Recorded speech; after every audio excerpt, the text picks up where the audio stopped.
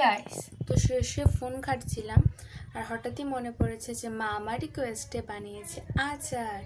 তো চলো তোমাদের দেখাই, আমিও এখনো পর্যন্ত দেখিনি।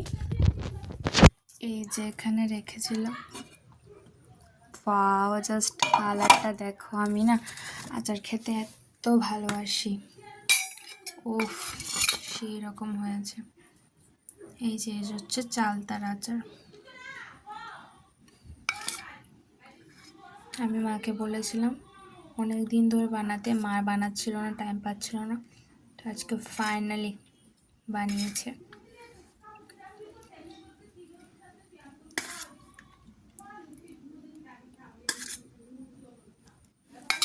তো চলো এবার খেয়ে দেখি, টেস্টি তো হবেই, দেখে বোঝা যাচ্ছে।